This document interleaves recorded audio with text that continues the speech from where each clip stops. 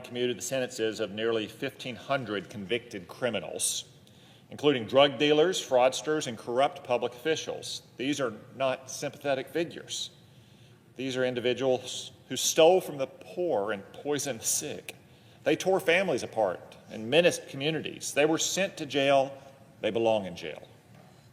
With this action, Joe Biden didn't just reward 1,500 criminals, he robbed hundreds of thousands of victims of the closure and justice they deserve. The cruelty of these commutations is only matched by the shameless incompetence of the administration that issued them. This administration admitted that Joe Biden didn't individually review these cases, or for that matter, anyone else individually reviewed the cases. Yet he nullified the verdict of thousands of jurors and judges anyway. He also disrespected the countless man-hours that federal law enforcement and prosecutors dedicated to solving these cases. The whole purpose of the presidential pardon power is to correct individual and limited failures of the criminal justice system. It's in the nature of the power in government itself. We are a legislature. We make generally applicable, prospective laws for everyone. Can those laws, in certain cases, yield unjust outcomes? Yes, of course. That is the nature of the legislative power. The reason an executive has the pardon power is to mitigate that injustice in specific, particular cases. It's not to make generally applicable pardons in a broad set of parameters, as White House officials have caused it. Certainly not to blindly free hundreds of duly convicted criminals. These blanket commutations demonstrate a gross contempt for our legal system and its traditions. To put President Biden's actions in context, he issued more commutations in a single day than Donald Trump, George Bush, and Bill Clinton issued in their entire presidencies. Combined. Let's just talk about a few of the beneficiaries of Joe Biden's jailbreak. Jacqueline Mills stole $3 million that was intended for hungry Arkansas kids and low-income families.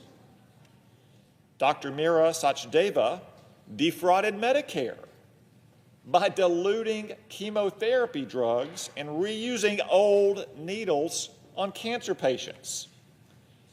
At least one patient, contracted HIV as a result. Fraudster Paul Burks ran a nearly $1 billion Ponzi scheme that robbed 900,000 investors of their money. Drug dealer Wendy Hechtman and her husband manufactured and distributed super deadly carfentanil, unleashing an epidemic of drug overdoses in Omaha. Another drug dealer, Daniel Fillerup, killed a 31-year-old relapsing addict by selling her fentanyl, which is 50 times stronger than the heroin she thought she was buying. Shuquan Hemingway trafficked heroin, fentanyl, cocaine, methamphetamine, and guns for the vicious Jalisco New Generation cartel. Joe Biden even commuted the sentence of a serial killer, Virginia Gray, who is known as the Black Widow, for murdering 2 husbands and a boyfriend and collecting insurance money. Perhaps the president would have reconsidered this decision if he knew anything about Mrs. Gray, but he didn't, because yet again, he and White House officials did not review individual cases on the merits. They didn't pick up the case file. They didn't talk to victims or families. Then there's the parade of corrupt public officials, the worst of whom is Michael Conahan, the so-called cash for kids judge, who accepted kickbacks in exchange for his role in sending more than 2,300 children to private detention centers including an 8-year-old.